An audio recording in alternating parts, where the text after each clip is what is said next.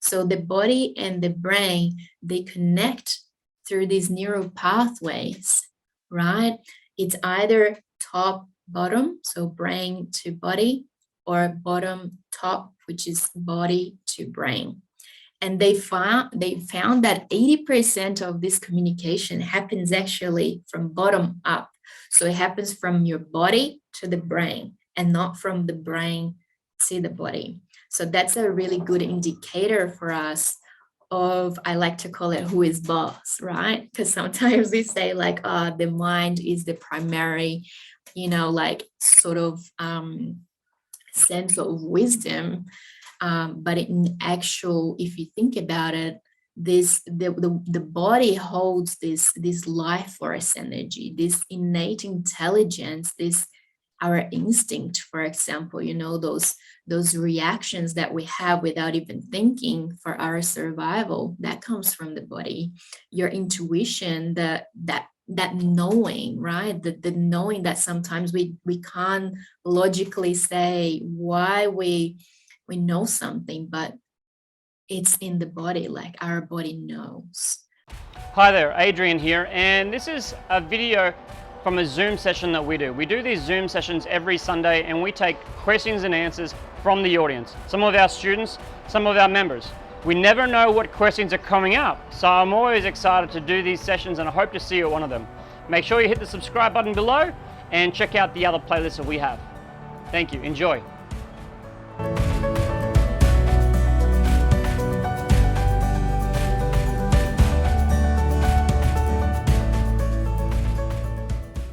And welcome everybody. For those of you that don't know me yet, my name is Carolina. I am a holistic and intuitive coach. So my background is a little bit all over the place within the holistic scene. So I am a yoga teacher. I am a Reiki practitioner, so energetic healing. I've done my NLP practitioner course. I'm a chakra dance facilitator. But I really believe that where my wisdom really comes from is from my lived experiences. So for me, one thing that I really love is the distinction of knowledge and wisdom, right? So knowledge is something that anyone can learn from a book or from a mentor or anything like that. But wisdom, I believe that comes from our really lived experiences, right? That we going through the process and living and embodying that knowledge, that's when the wisdom really comes. And that's what we are going to perhaps learn tonight, how to really tap into the wisdom that you in your own journey gathered. And sometimes we tend to kind of forget about those little bits of wisdom that we have within ourselves, and also how to tap into that energy within the body to allow us to have a more balanced and fulfilling life.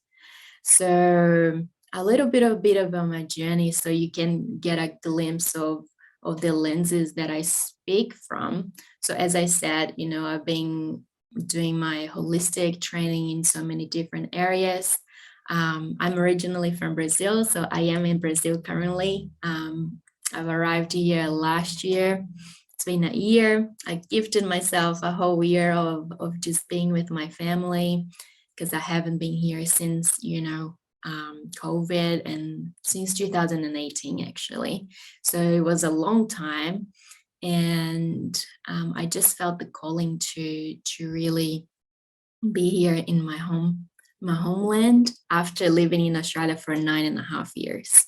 So I went to Australia to study marine biology. I was doing marine biology here in Brazil. And then I got a scholarship from the government to go and study there. And then, I was 20 years old and I was living the life, living the dream. And I fell in love in my first 6 months in Australia, and then got crazy, decided to get married, decided not to come back to Brazil anymore, let go of my degree, let go of, my family and friends to be in Australia with the love of my life at that time, right? And that was the first step of actually losing myself, right? And I completely like let go of my life to be in this relationship. So that relationship turned to be my whole world, right? And then fast forward 5.5 years, the marriage ended. So he ended the marriage. I'm not going to get into the juicy details of it for now, but yeah, so it was a very traumatic experience for me. So when that happened, I actually did not have the resources to fully process, right? I didn't have the tools. I didn't know how I could process that, how emotionally process what I was going through. So what I did was I pushed all of that down. Like I didn't want to look at it because it felt so painful for me to actually feel what was going on and the loss of that relationship. So I didn't grieve at all. So I decided to, put the mask of a strong woman on and keep going. And that's not affecting me. I'm okay. And then 10 months after that, I was diagnosed with triple negative breast cancer. So within that journey, that really awakened me of like, what the hell is happening, right? How am I with 26 years of age have breast cancer, right? And at the time I was doing yoga, I was doing, eating healthy, exercising, doing the right things, but I didn't allow myself to process and grieve from the end of my marriage. So that really started to awaken in me how important it is for us to tap into the body and to allow the emotions to come and be alchemized and be felt, so we can heal properly, so we can transform our lives in a holistic way, right?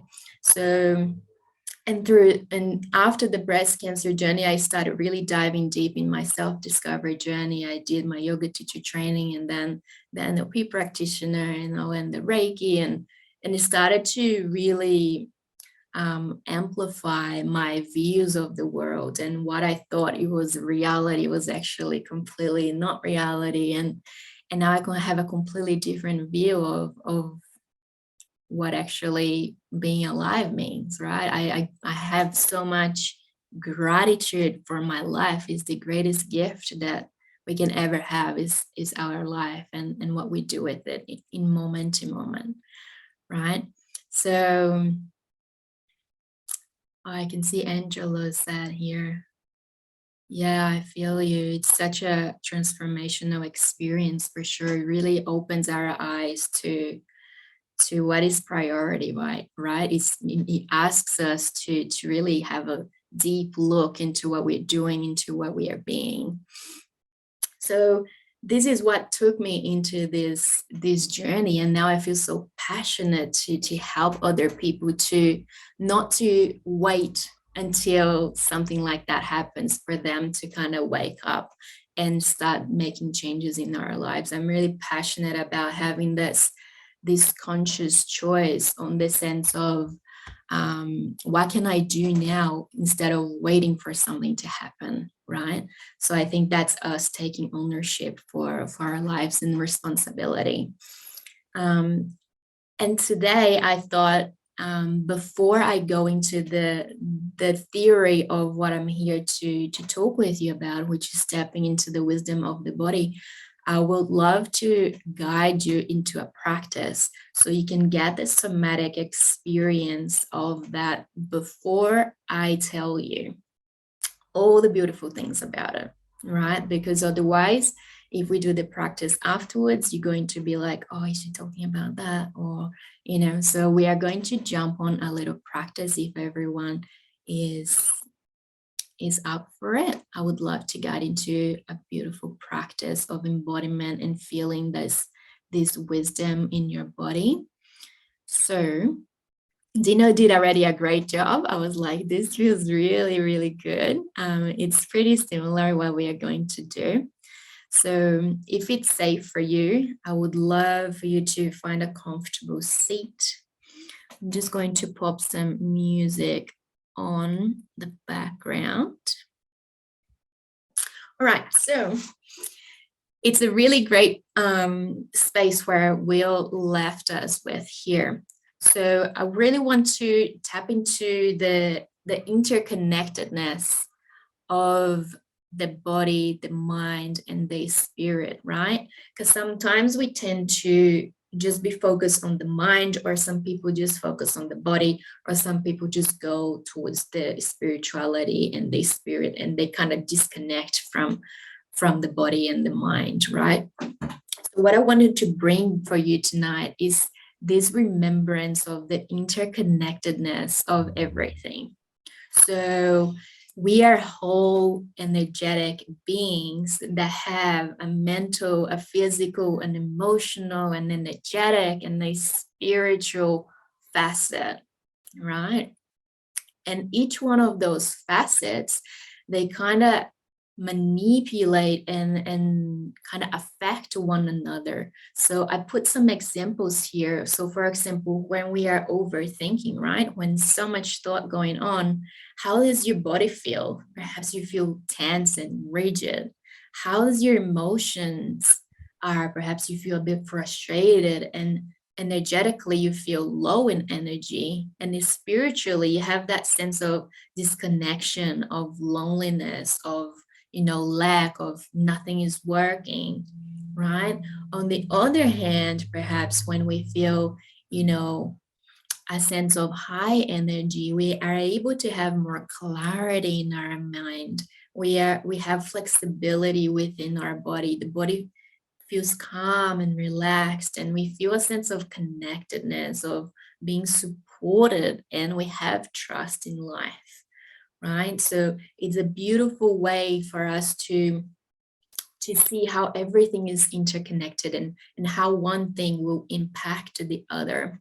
And a beautiful quote that I found, but I couldn't find who said it, was, your mind is a reservoir of potential, your heart a notion of strength, your soul a well of talents, and your body a vessel of power.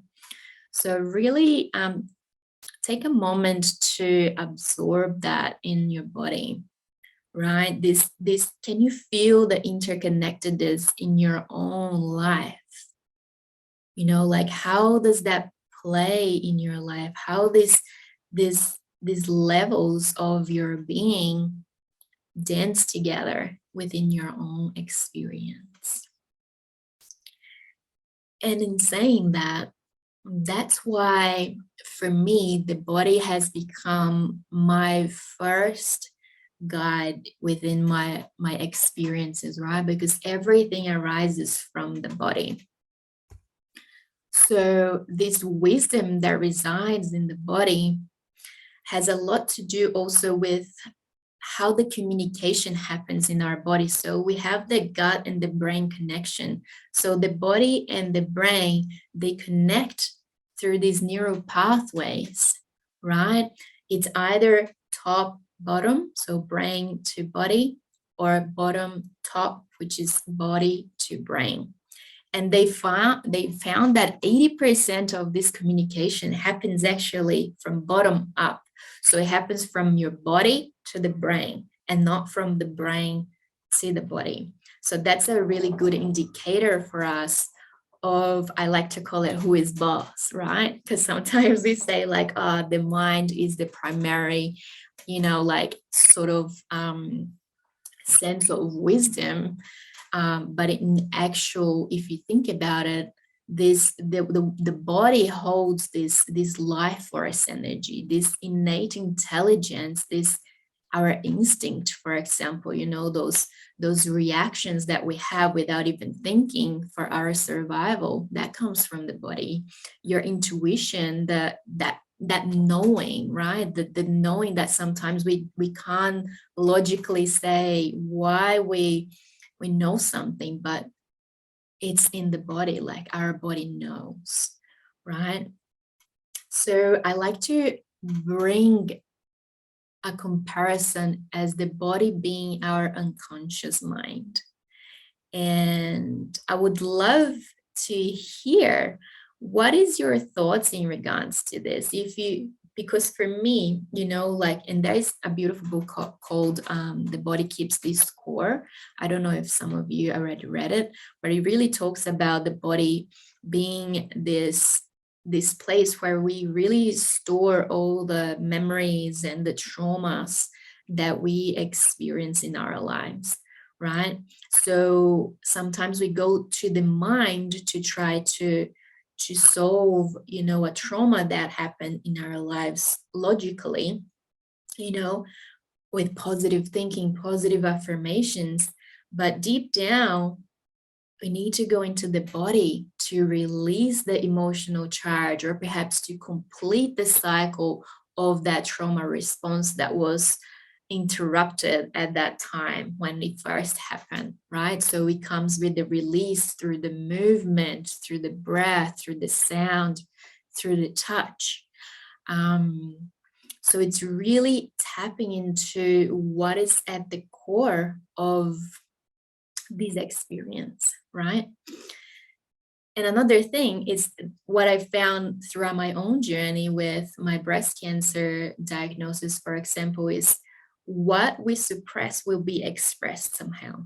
Remember that I told you when I had my divorce, I really suppressed all those emotions, that sadness, the anger, like everything that I felt, I didn't feel safe to feel because it hurt so much. I felt like I wasn't able to hold those feelings and process them safely. So, because I was never taught how to do that, it was always like, stop crying, stop making a big deal, you're crazy, you're too emotional. So I really pushed that down, and my body had to really tell me something is wrong. You need to process all of these feelings. And then it came and was expressed as a breast cancer, right? In the heart chakra, so our energy centers of the body. It was expressed in the heart, right? So it was a way of my body to really tell me and make me aware that I had to process those feelings and release and really come into peace with what had happened. And the way that the body can communicate with us is through our sensations, our emotions, the symptoms that may arise in the body. And the key thing is that we need to feel to actually heal, right? There is no way around it. We can't rationalize something that it's within the body. It's the felt sense, right? So for that to happen, we really need to bring safety. Safety is really, really key, because there is a part of us, as Darko experienced through the practice, that resistance, right? When we go into the body, all of those feelings can arise, and our system can feel unsafe. So we'll try to protect us through resistance, through, distraction, and perhaps even, addictions or things like that, to avoid us to feel what needs to be felt, because it can feel painful. So to come out of this self-protection mechanism, we need to practice safety, right? And the way we do that, we can really get into self-soothing practice to bring our nervous system into a state of rest, of balance. And we can do that through breath, through movement, like through mindful practices. And it's really important to bring the body into this experience and to allow the body to feel safe, to be able to hold and expand these emotions. And then after we find the safety that we can feel the emotions, then we can process logically. Then we can bring the light into the mind and allow the mind to do what it's so skilled at, which is, like have that understanding and have that sort of like different possibilities and what we can do, and try to have sort of like a reasons to what happened, perhaps, but until we feel what's there, it's no point in just keep it in the mind, because that's not going to go anywhere, right? That's why we keep seeing people going over and over the same cycles. Oh, I think my camera, hold on a sec. I will come back, people. Oh, it's just going to be my computer camera. Let's see. Can you see me again? Not yet. Yeah, there I am. Beautiful. Let me bring my screen back up.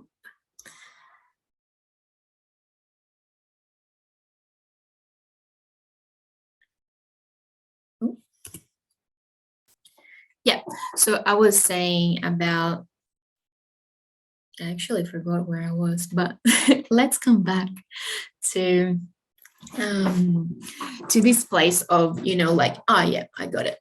So sometimes we feel like we do all of the work, right? We are doing the positive affirmations, we are doing the positive thoughts and thinking and changing the beliefs and whatever the case might be in the mind level, but we still like stuck in the same things over and over again, and we start getting frustrated into, what am I doing wrong? This is not working. And then it kind of backfires, and that's why so many people give up on the self-development, self-discovery journey, because they are not really coming from a place of wholeness and allowing themselves to truly get to the core of what's holding them back. And the body being as the unconscious mind, there is so much wisdom, there is so much information in the body that, like with some of my clients, we start tapping into the body, and then they remember traumas that happened ages ago that their mind completely bypassed, right? So we don't feel the pain, for example. So by accessing the body, we accessing the root of the wound. And then from that place, we can really hold space for it, and we can transform and alchemize it in a whole different level.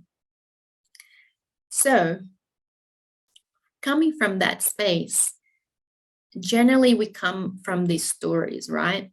So our stories will always follow our state. And what I mean about that is, I see so much, as I was saying, that it's so focused on the mind, so on these stories, on the beliefs, which is this middle section here, that people forget that everything is vibration, everything is energy, as William was experiencing through the practice, right?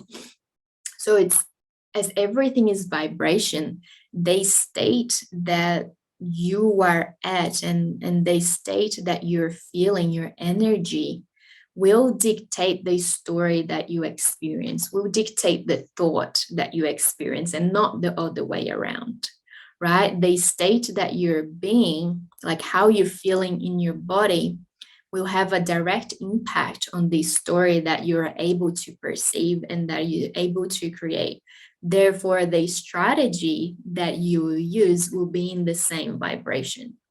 So if you're in a low vibrational state, you have a low vibrational mindset, and therefore your strategy will be in a low vibration. So perhaps you're not going to have a last longing change. That's why people go round and around, because they're not changing their state. They're not changing their body. They're not tapping into this wisdom of the body.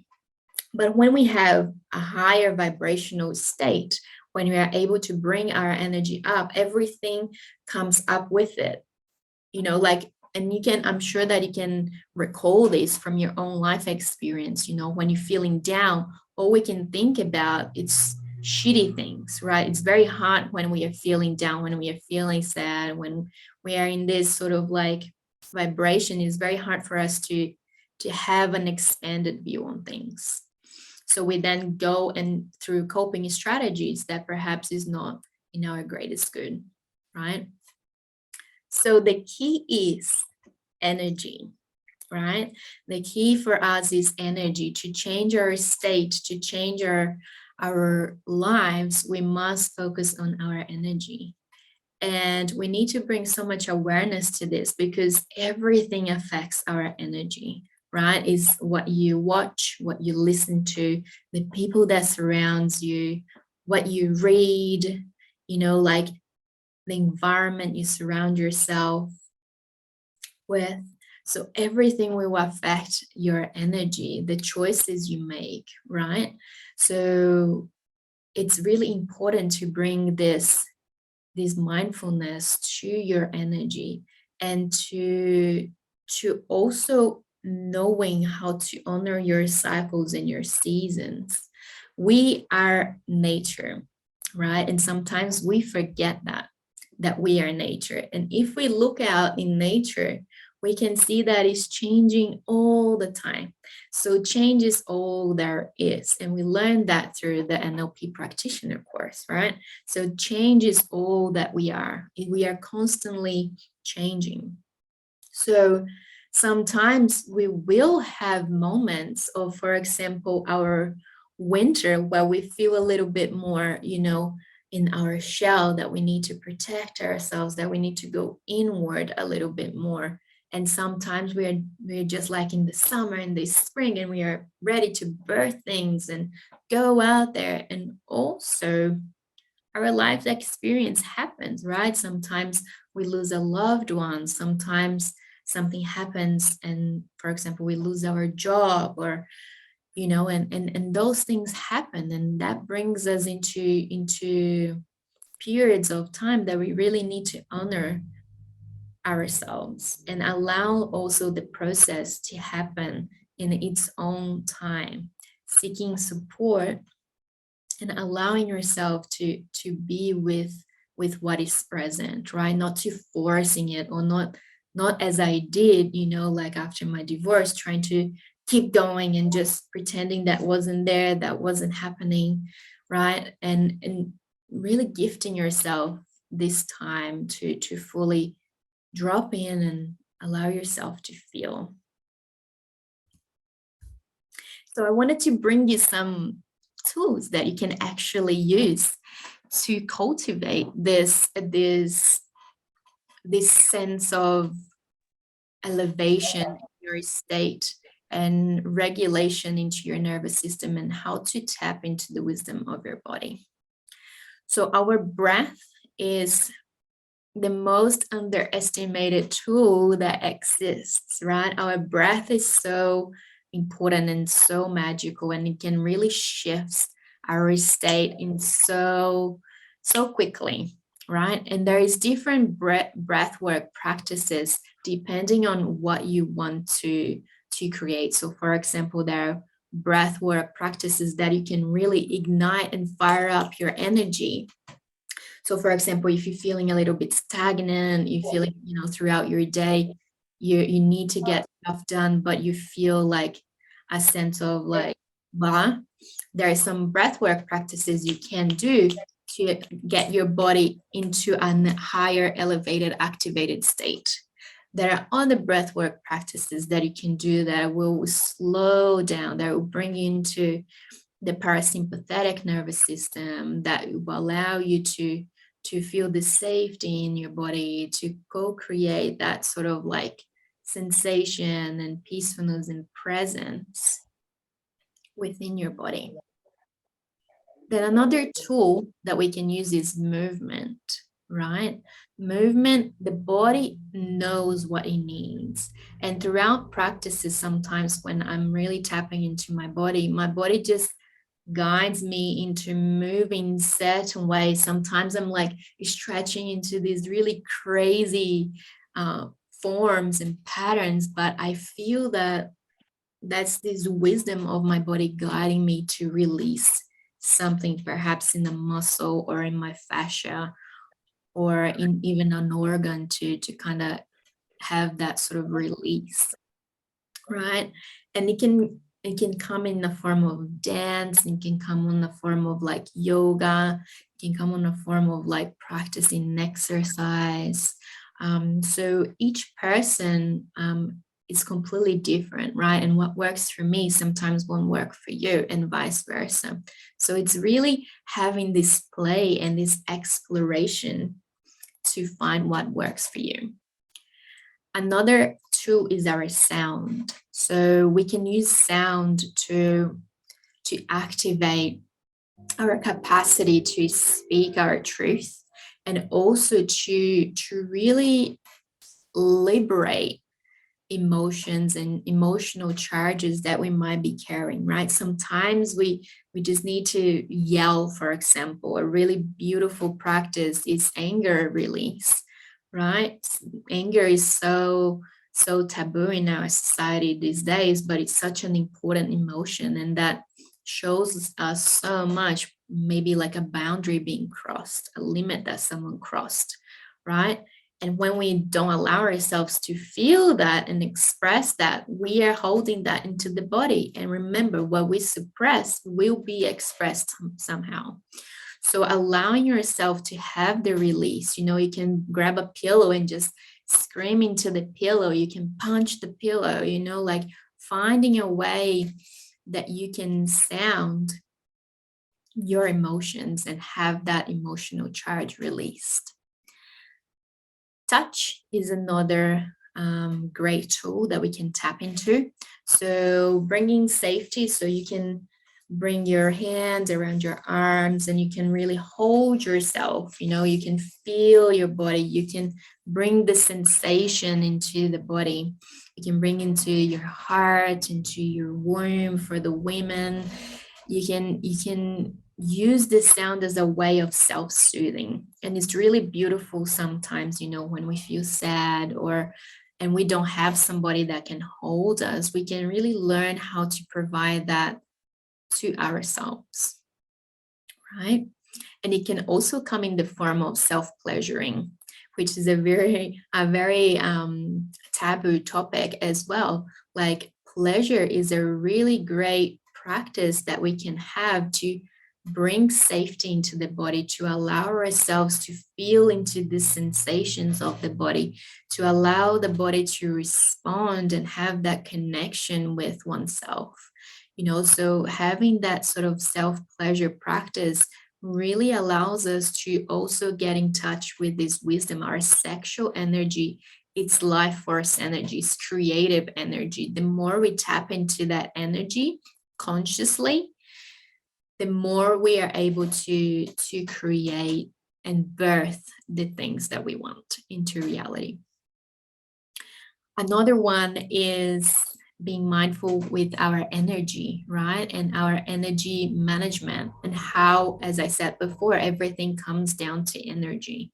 So having practices that will clear your channel energetically and letting go of the things that are not yours or that are not serving you from places or from people, and there are so many different ways that you can do that I also help my clients with through my Reiki background. And also I do Reiki healing as well for my clients, which is the really beautiful way to keep your energy clean.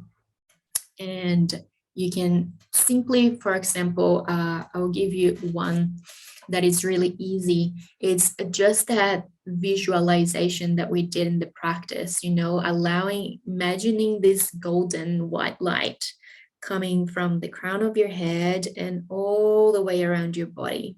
So kind of washing your body. And as you imagine this light, just have the intention, all comes down to intention as well. So you have that intention to really clearing your energy field, your energy, letting go of anything that doesn't serve you anymore. Or you can go, for example, when you have a shower every day, you can imagine the water just clearing your body, your energy, right? And it can be as simple as that. Intention is very, very crucial. And if you have intention behind the things that you do, you'll see a huge shift as well into the results you get. Another one is posture, right? Our posture. So it's the body affecting how we feel. So if we are shoulders like that, and we are looking down, and we are just, like the energetic of this is not so great, right? We feel disempowered, we feel kind of like sad and closed off. But when we bring our posture and we open through the heart, and we look up, and we look straight ahead, we already have a different energy, right? We are kind of like rooted and grounded in our power. We feel empowered, we feel ready, we feel activated. Rest is a really great one too. And society today, it's really great at putting so much pressure on the doing. And people are so disconnected and so afraid of actually slow down and rest, right? And when I say rest, I don't mean you laying on the couch and turning the TV on. When I say rest, is to fully allow yourself to lay down and do something that will restore your energy. So perhaps you can lay down on, I love the Shakti mats, which is like those really ones with the prickle in them. It's like little holes like that, and it has like all these spikes on them. It's really good for restoration of your energy. So you can just lay down onto that, and put some meditation, or you put some soulful music, and just connect with your body, breathe, see what's present in that moment for you. And that in itself, it's so much resistance that can come up just by the fact that you allowing yourself to rest, because it's a whole deconditioning process we need to have to be able to do that. As I said, it's all of this, it's a practice, right? That it's so important to be rooted in self-compassion, in patience, right? And really seek support from people, and a coach that can really support you with this holistic approach on your well-being and your journey. Another one great tool is grounding. So bare feet into the earth. It can be on the grass, it can be on the earth itself, like and connection with nature. So being out in nature really gives this sort of like recharge, and it helps us to come home to ourselves and regulate our nervous system and elevate our state, because we are kind of seeing so much beauty and I don't know, like when I'm in nature, I just have this warmth in my heart, like it feels like I'm really coming home to myself. So I found that grounding, it's a really great, and it's very scientifically proven that it really helps with your state and regulation of your nervous system, just by being 10 minutes with your feet there on the ground each day. And another one is your spiritual connection and your human connection and support. Our spiritual connection is, you can call it God, you can call the goddess, you can call the universe, you can call sacred spirit, you can call divine consciousness, whatever it is for you. I highly, highly invite you to make time daily. It can be just as small as 5 minutes, but allow yourself to pause and to connect with this greater consciousness, right? And seek support from this. Ask for it to guide you, because that wisdom that resides in that higher consciousness is within you too. It's just a matter of you opening yourself to receive this guidance and this support. So you can do that through prayer, you can do through that chanting, you can do that through journaling even. You can allow yourself to just journal and see what comes through from this connection with source, right? You can light up a candle and you can dance, you can put beautiful music, you can do some art, like some painting or drawing. So there is so many ways that you can explore this connection and this beauty with a higher consciousness. And for each person, again, it's going to be unique. And human connection is another one, and support from our community, right? So being as we are here today, like surrounding ourselves with like-minded people that are on the journey, that really can understand where we are coming from, and have this sort of like can hold this space pretty much for what we go through, and sometimes what we need to express, right?